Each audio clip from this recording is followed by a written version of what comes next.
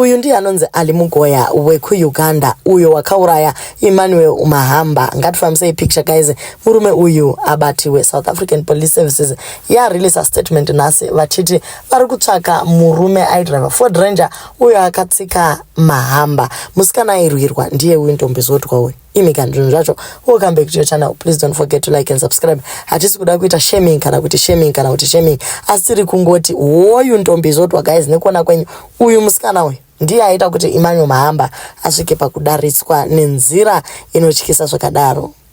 So tiri kungoti isusu kana zvichibvira vese vane Facebook, vane YouTube, vane whatever platform that you have, ngatite kuti pictures aya circulate so that mukomana uyu anobatwa asati atoenda kana kuUganda. Mapurisa ataura zvakare kuti vakabata mota iyi vakaiimpounda ndokutora munhu aidriver mota iyi, asi pakuzotarisisa nekubvunzisisana kwakaitwa nemunhu anga achidriver mota iyi kuri kunzi akanga asiri suspect yacho, saka akaregwa zvake akaenda. Pane vanomuziva vese vari kungoti hatizivi kuti akatiza ndokuenda kupi. So nyaya yaripotwa kuSandton Police Station and they are requesting assistance from the community on the whereabouts of a suspect akaita murder iyi kuSandton.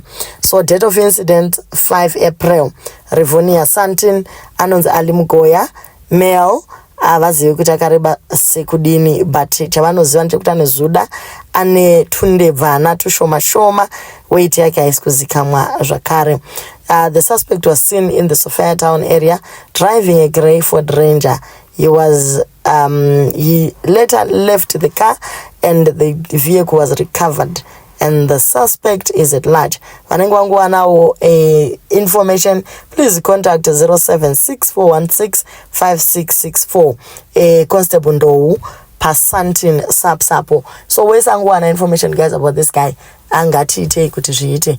Munhu aurawi kunge huku achifira zvinhu zvemujolo, whatever mhosva yanga ainayo, chero nyika chayo yakadecide kuti hatina simba rekutora upenyu hwemunhu. Death sentence chayo yakabvisiwa 1.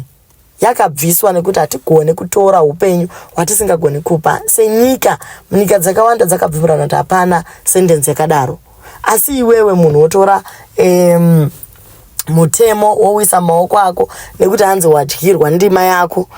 Guys, bodo. Saka tiri kuti isusu ngatibatsiranei. Chero iwo sisi ava ndombi zodwa uyu kawe hatizivi kuti angaiswa pakona naniko kutsimbirirwa chako kusvika ataura kuti murume wake aripi, nekuti kuziva chako ndoko ari kuita asi information hadinayo. So guys, change chingokupai follow up stories about this one. Do leave your comments on what you think. Video ready rifambe uye mushare guys, zviinde out there.